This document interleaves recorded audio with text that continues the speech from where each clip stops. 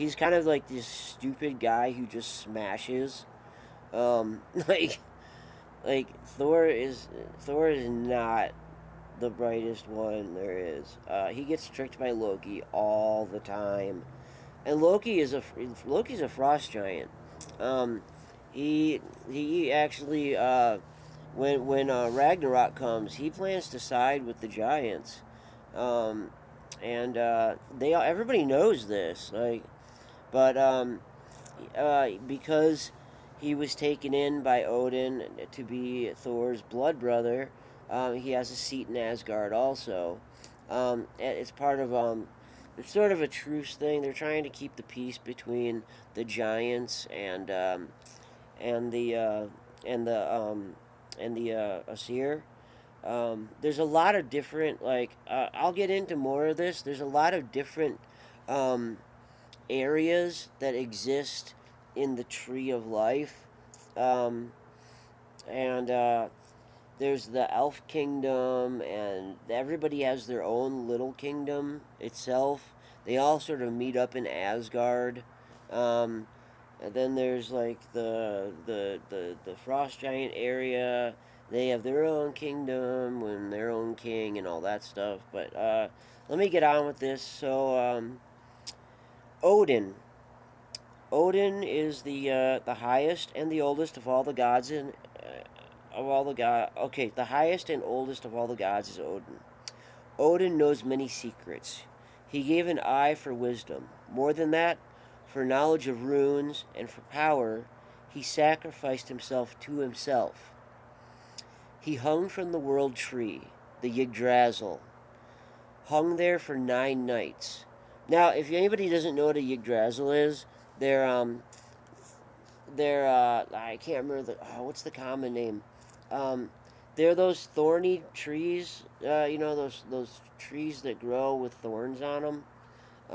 That's the Yggdrasil. It's a gigantic version of one of those thorny trees. Um, so his side was pierced by the point of a spear, which wounded him gravely. The winds clutched at him, buffeted his body as it hung. Nothing did he eat for 9 days or 9 nights. Nothing did he drink. He was alone there in pain, the light of his life slowly going out. He was cold, in agony, and on the point of death when his sacrifice bore dark fruit. In the ecstasy of his agony, he looked down, and the runes were revealed to him. He knew them, and understood them and their power. The rope broke then, and he fell screaming from the tree. Now, this tattoo on my chin right here, that is, this rune is called Perth, and its meaning is it's actually in Norse mythology, and in the runic language, it's called the rune cup. So basically, I have it upside down on my chin. It would go the other way around. So it's the cup. So basically, it's the cup that you put the runes into. Like, because when you do rune readings, you put all the runes into a cup, and you shake the cup, and you throw out the runes, and the runes that you can read um, are the ones that you interpret as meaning. Well, this this rune, it's besides it being it's considered a feminine rune, but it's also a water rune, and I'm also an Aquarius. I love water, and this rune today represents okay, so you got to understand that the meaning of the rune was sort of uh, sort of an understanding of what's to come.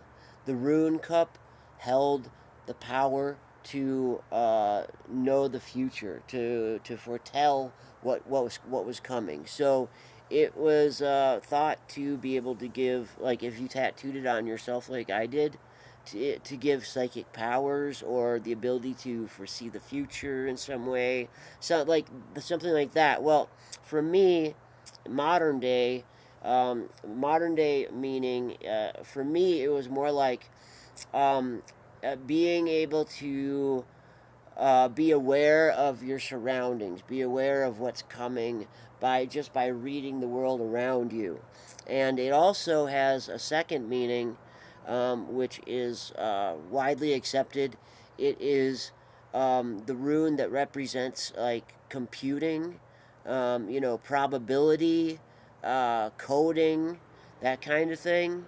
So to me, it has a lot of special meaning. That's why I got it tattooed. Um, because I don't believe in psychic powers, but I do believe in being super aware of what's going on around you, and of not being able to foretell the future because you're psychic, but being able to see what's going to happen because you can just sort of read what's happening by watching what's going on around you. You can sort of tell what's going to happen. Sorry, that's a little off topic. Let me get back to the book. Um, so uh, now he understood magic. And there's okay. There's another thing here. There's two types of magic. There's rune magic, which is considered female magic, and then there's this other type of magic, which I'll try and explain later. I have a whole book about Norse, actual Norse, like um, uh, um, it's called Norse Traditions, and it's a book that explains like the different magics and how they worked and like that kind of thing. I'll get into more of that later. Like I want to actually just do the mythology for now. So now he understood magic. Now the world was his to control. Odin has many names. He is the All Father, the Lord of the Slain, the Gallows God. He is the god of cargoes and of prisoners. He is called Grimnir and Third. He has different names in every country, for he is worshipped in different forms and in many tongues. But it is always Odin they worship. He also goes by Woden, or Woden's Day, Wednesday. He travels from place to place in disguise to see the world as people see it. When he walks among us, he does so as a tall man, wearing a cloak and hat. He has two ravens, whom he calls Hugin and Munnin, which mean thought and memory. These birds fly back and forth across the world, seeking news and bringing Odin all the knowledge of things. They perch on his shoulders and whisper into his ears. He sits on his high throne in Hildskjar, in sorry, in I can't, I'm not pronouncing this very well right now. It's early for me. On his throne at Hlidskjalf, he observes all things, wherever they may be. Nothing can be hidden from him. He brought war into the world. Battles are begun by throwing a spear at the hostile army, dedicating the battle and its deaths to Odin. If you survive in battle, it is with Odin's grace, and if you fall, it is because he has betrayed you. If you fall bravely in war, the Valkyries, beautiful battle maidens who collect the souls of the noble dead, will take you and bring you to the hall known as Valhalla. He will be waiting for you in Valhalla. And there you will drink and fight and feast in battle with Odin as your leader. Next is Thor. Thor, Odin's son, is the Thunderer. He is straightforward, where his father Odin is cunning, good-natured, where his father is devious. He is huge, he is, and red-bearded, and strong, by far the strongest of all the gods. His might is increased by his belt of strength.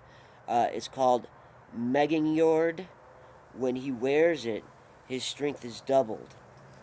Thor's weapon is Mjolnir, a remarkable hammer forged for him by dwarfs. Its story you will learn. Trolls and frost giants and mountain giants all tremble when they see Mjolnir, for it has killed so many of their brothers and friends. Thor wears iron gloves, which help him to grip the hammer's shaft.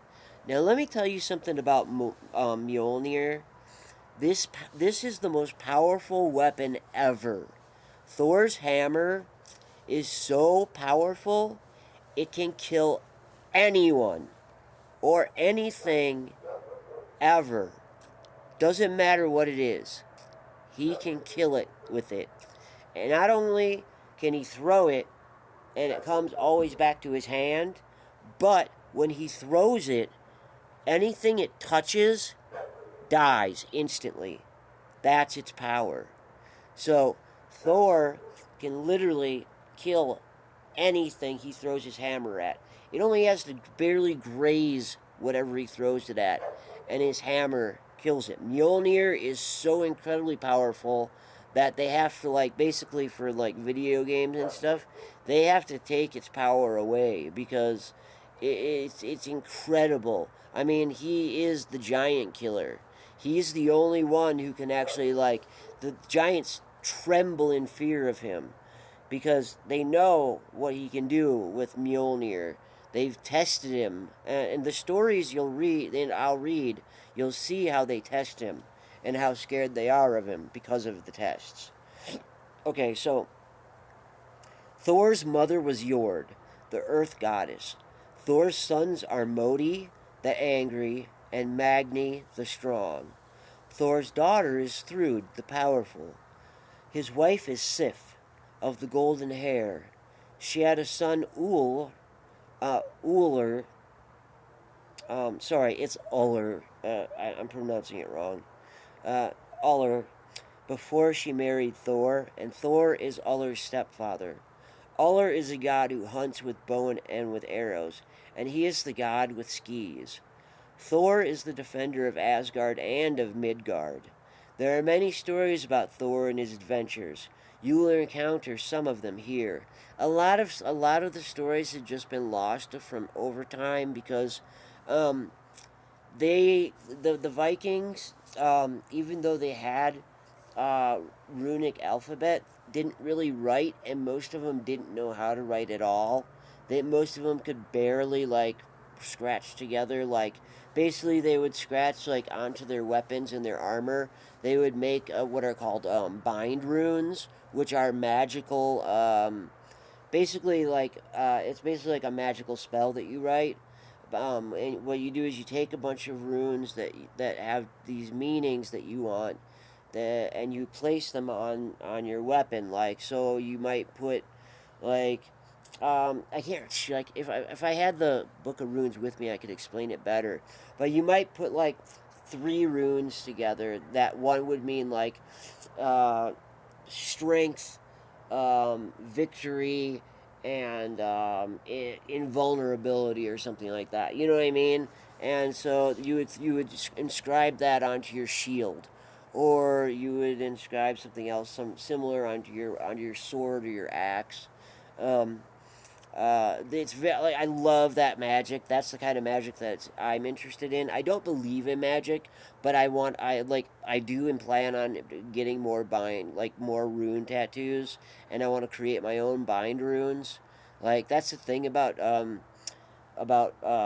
this kind of magic is that it's it anybody can practice it, and it can be used by anyone, and you can create it all your own because it's up to your interpretation. And so you can create any bind rune you want, and you can make them look as cool as you want, or however, you know what I mean, like, however you want to do it. I mean, there's lots of examples of them. The runic alphabet is about 28 letters, and it's called so this rune is called Perth. Um, the runic alphabet is actually called uh, I can't remember the name of it right now.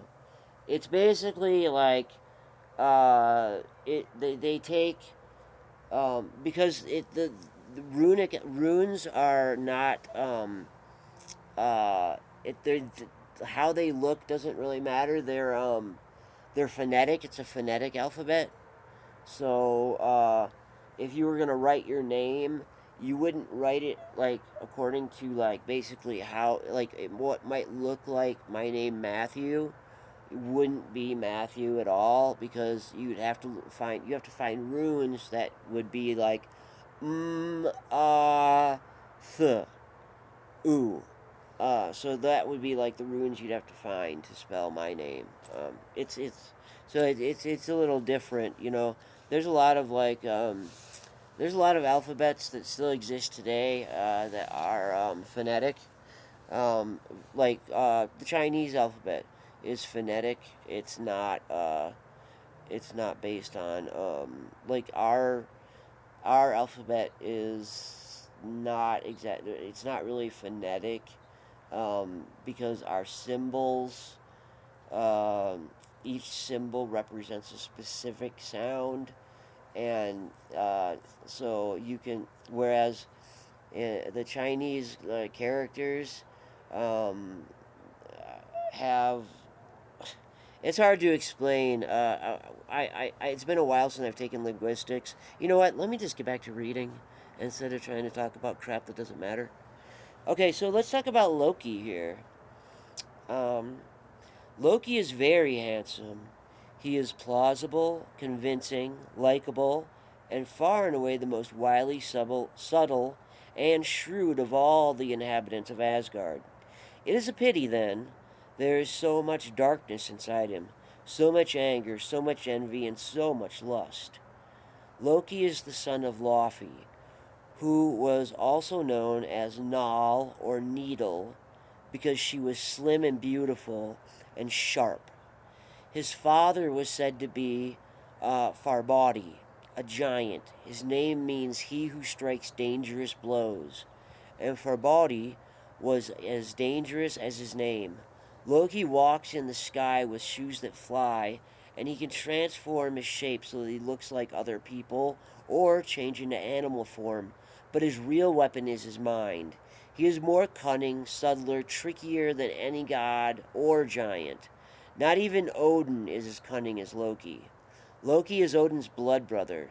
The other gods do not know when Loki came to Asgard or how. He is Thor's friend and Thor's betrayer. He is tolerated by the gods, perhaps because his stratagems and plans save them as often as they get them into trouble. Loki makes the world more interesting, but less safe. He is the father of monsters, the author of woes, and he's the sly god. Loki drinks too much, and he cannot guard his words or his thoughts or his deeds when he drinks. Loki and his children will be there for Ragnarok, the end of everything, and it will not be on the side of the gods of Asgard that they will fight. Okay, so before the beginning and after. Um, I am going to read this one last thing, and then I am going to get to my Sea of Thieves Sunday. So, this is just a short, I think this is a very short story. Before the beginning, there was nothing. No earth, no heavens, no stars, no sky, only the mist world, formless and shapeless, and the fire world, always burning. To the north was Niflheim, the dark world. Here, elven poisonous rivers, el- here, elven poisonous rivers cut through the mist, each springing from the same well at the center of it all. The roaring maelstrom called Heavengelmir. I said that wrong. It's Vergelmir. Niflheim cloaked everything, hung heavily.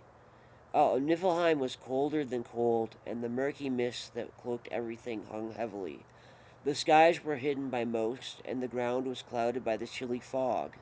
Sorry, you'll have to excuse my reading. I haven't read in a while, and like I said, my mouth is dry. I think it's from my medication.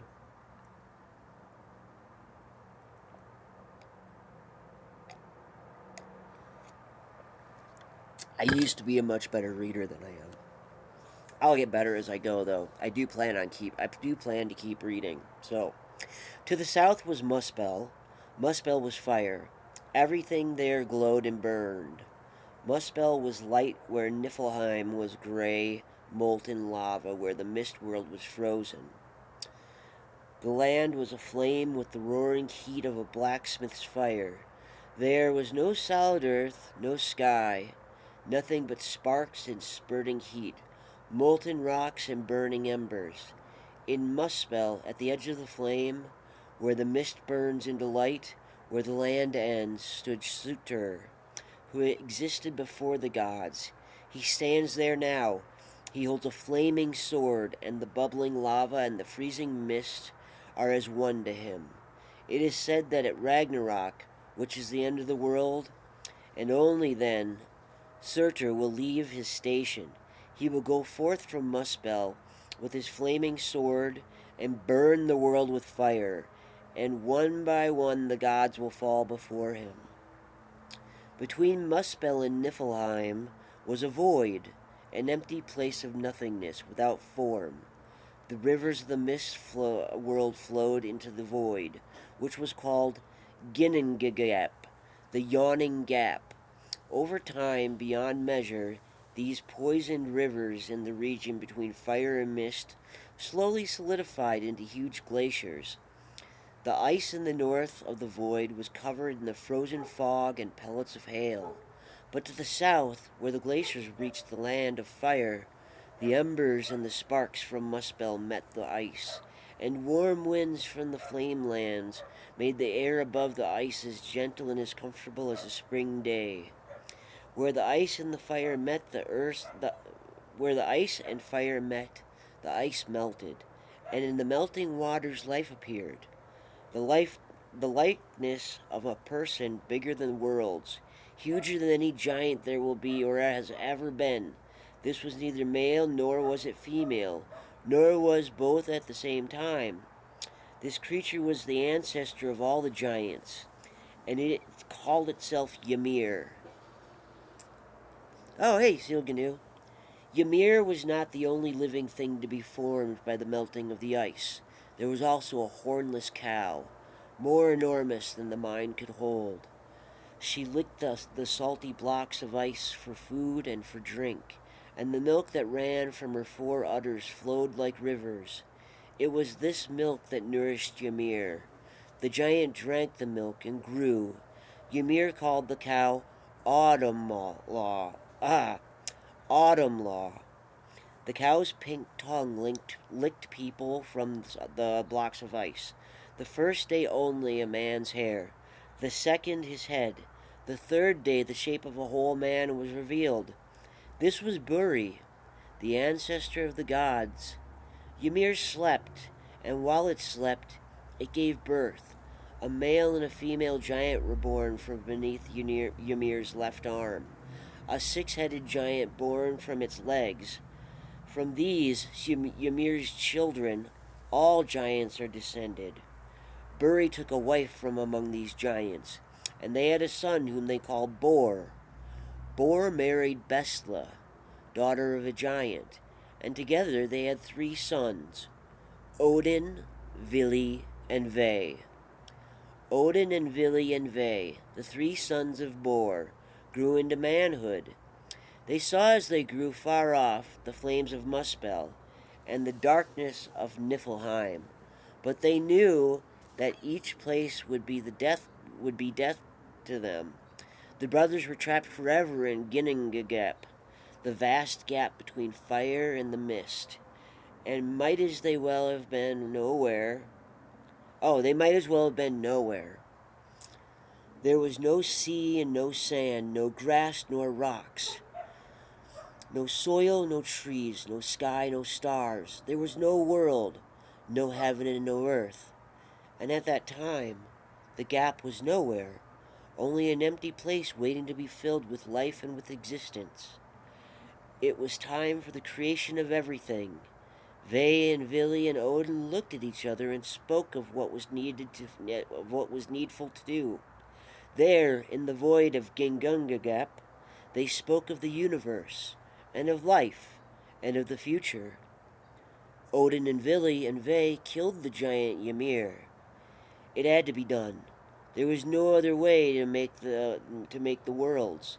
This was the beginning of all things, the death that made all life possible. They stabbed the great giant. Blood gushed out from Ymir's corpse in unimaginable quantities. Fountains of blood as salty as the sea and gray as the oceans gushed out in a flood so sudden, so powerful, and so deep that it swept away and drowned all the giants. Only one giant, Bergelmir, Ymir's grandson, and his wife survived by clambering onto a wooden box, which bore them like a boat.